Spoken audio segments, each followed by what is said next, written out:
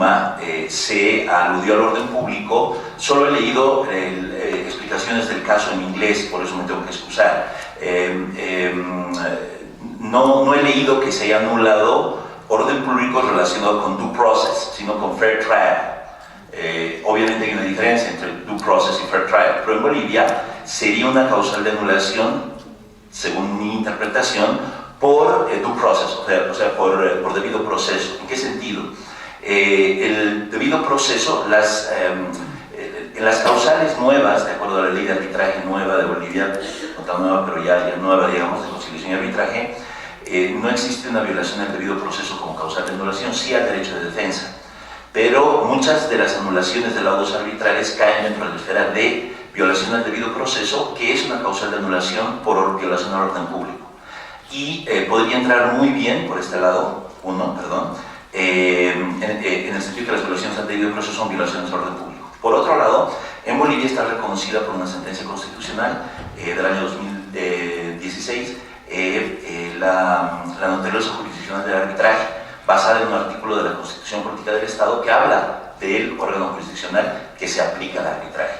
Y la única sentencia constitucional que he podido encontrar que habla del principio de colegialidad hace alusión específicamente al mismo artículo de la Constitución boliviana en el cual se basa esta sentencia constitucional para hablar de la naturaleza jurisdiccional del arbitraje. Entonces, gracias, Rodrigo. Roque, querías intervenir y aprovecho también para preguntarte si bajo derecho argentino podría ser una causal de nulidad, como falta esencial del procedimiento, por ejemplo. El disparador de Alex, creo que no estamos hablando de cuestiones que sean excluyentes con las que también mencionó Paul. Creo que el punto es determinar la gravedad que podría tener o que debería tener la violación al principio de la colegialidad para dar lugar a una anulación. Si la situación es suficientemente grave, como aparentaba ser por lo que se conoce de los hechos en el caso Puma, los jueces le van a encontrar la causal para anularlo. Será violación al orden público si no encuentran ninguna más específica, o será violación al procedimiento pactado por las partes o a la forma de constitución del tribunal arbitral, que eventualmente podría implicar también la forma de trabajar del tribunal arbitral. Porque, reforzando esto, me da un trabajo de ver qué quiere decir deliberar en español. Deliberar en español, diccionario de la Real Academia Española, es considerar atenta y detenidamente el pro y el contra de los motivos de una decisión antes de adoptarla y la razón o sin razón de los votos antes de emitirlos. Si hacemos la relación entre la deliberación y la colegialidad de un tribunal compuesto por más de un árbitro, lo que deberíamos concluir es que en un tribunal colegiado esa deliberación, esa ponderación de pros y contras, no debe hacerse en solitario, sino en conjunto, por lo que la decisión, o sea, para cubrir las legítimas expectativas de la parte, en función de lo que decía Paul, no puede ser la suma de decisiones individuales, sino una decisión tomada por el conjunto de los árbitros que llegan a una conclusión definitiva solo después de haberse escuchado entre ellos, que no es lo mismo que no haberse escuchado nunca. En relación... Sí. Y que llegan bajo el sistema que eligieron, o sea, que llegan, que puede ser unanimidad, que puede ser mayoría, o que puede ser el presidente solo, si las reglas que adoptaron permiten que sea el presidente solo. Pero siempre discutiendo entre los tres. Yo tuve hace unos meses un laudo CCI en el que, maldita la hora, era el presidente, y hubo partes del laudo por unanimidad, partes del laudo por mayoría, y a su vez partes con distintas mayorías, y partes con el solo voto del presidente. O sea, pero eso no tiene que ver con la colegialidad en sí misma. La colegialidad en sí misma es que todos hayan tenido la posibilidad de participar y de votar. Si hubo unanimidad, hubo unanimidad. Si hubo mayoría, hubo mayoría. Y si no la hubo, será el voto del presidente si la legislación y el reglamento lo permite, y si no, será un trancazo si no existe esa posibilidad. cual. Sí, obviamente que a todo eso se llegó después de horas y horas de deliberar. Entre otras cosas, por eso, maldita la hora que era presidente. Respecto del derecho argentino, el derecho argentino consagró en el Código Civil y Comercial de la Nación, que como ustedes saben tiene desde hace unos años un capítulo sobre contrato de arbitraje, la obligación de los árbitros de deliberar con los demás árbitros. O sea, no deliberar solo, deliberar con los demás árbitros.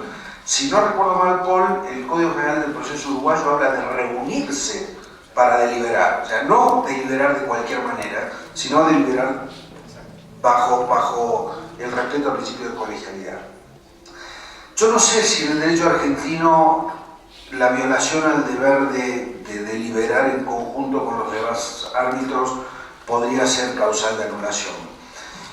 Por dos cosas. Primero, porque la violación al orden público no es causal de anulación en el derecho argentino. El derecho argentino tiene un sistema de anulación tan espantoso que peca por defecto y peca por exceso, porque tiene causales que no deberían existir y falta claramente una causal de violación al orden público. Y también pienso que como los tribunales que resolverían la nulidad de un laudo arbitral son tribunales colegiados que no deliberan en conjunto, sino que dictan sentencia a través de votos individuales, no les debería parecer una cosa escandalosa que los árbitros no deliberen. Mi impresión es que sería difícil anular un laudo en el derecho argentino por violación al deber de deliberar en conjunto, pero sería absolutamente clara la responsabilidad de los árbitros por la violación a un deber que la ley le consagra de manera expresa, que es deliberar con los demás. Responsabilidad que, llevada al terreno civil, será relativamente fácil, a mi juicio, demostrar la infracción al deber legal y extremadamente difícil demostrar la consecuencia, cuál es el daño. Muchas gracias, Roque. Lawrence, me gustaría saber tu opinión porque has señalado que bajo la jurisprudencia francesa el principio de colegialidad es entendido como una cuestión de orden público internacional. Si no estamos a tiempo de pedir la anulación, ¿podría ser la falta de cumplimiento del principio de colegialidad una causal válida para negar el reconocimiento de un laudo? Sí, gracias por su question. With respect to the issue of the violation of the principle of collegiality of deliberations, in fact, there is as I told you a moment ago, there is a principle, it is considered as a principle of international public policy. And as you know, the violation by the award of international public policy can lead to the cancellation of the award. There is no reference as such in the cause of annulation of cancellation as to the lack of collegiality of deliberation. However, the court, and we have quite a lot of case law as from 2008 and following decisions, which show that although the cancellation of the award was sought through violation of deliberations, in fact, the court was very reluctant to find a cancellation and to cancel the award. In fact, it found that we have in all of those decisions, it always found a way to say that collegiality deliberation have been complied with, so that there would not be any violation. So it is told by the authors that in fact, although the principle of or the requirement of deliberations is understood as a public policy issue, in fact, the courts, French courts, do not draw the consequences of this principle and considers that they always found a way to escape to the cancellation of the award. Muchas gracias, Lawrence. Y sí, Puedo complementar un poco lo de Laurence. que yo creo que la jurisprudencia francesa también en materia de reconocimiento y ejecución podría, considerando esto una cuestión de orden público internacional, y si considera que es una violación grave al orden público internacional, porque en materia de exequatur la jurisprudencia francesa es muy exigente, es la violación que crève les yeux, como puso Luca Radicati en un artículo de él, podría dar lugar a la falta de reconocimiento. What is intéressant, what is interesting is that, in fact, public policy, which is at stake in this issue, is procedural public policy.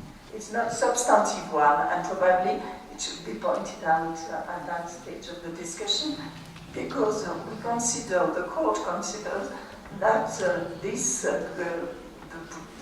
respect of this requirement of deliberations is a way to protect the parties, to protect them to have a fair discussion among the arbitral tribunal. So it is a procedural public policy. Y siguiendo con este tema, y para quien quiera contestar en el panel, pareciera ser que no cualquier incumplimiento o no cualquier motivo que se esgrima sería un incumplimiento valedero para estas causales que estamos viendo, sea de nulidad o de reconocimiento. En el caso Puma, pareciera ser que 9 minutos no fueron suficientes para decidir la cuestión de fondo y era razonable esperar que sea nulo. Pero, ¿cuál es la proporcionalidad que debe existir entre el incumplimiento y una sanción como lo es la anulación? Cualquiera que quiera. Si me permiten, siempre es atrayente el argumento de decir que como la deliberación está en la esencia de un tribunal colegiado, la no participación en la deliberación de un árbitro pudo haber cambiado el resultado. Es decir, si el que no participó, el que fue excluido, era tan convincente que pudo haber cambiado el voto de los demás y que por lo tanto hubiera resultado un lado diferente y por lo tanto existe materialidad en una violación. Ese argumento es siempre atrayente pero harto especulativo. ¿Okay? Y por lo tanto yo creo que hay que aplicar estándares mucho más altos. Yo creo que el primer estándar que hay que aplicar es que bajo ningún motivo una eventual causal de anulación puede cubrir lo que en el fondo es total o parcialmente la negligencia o falta de cumplimiento del propio árbitro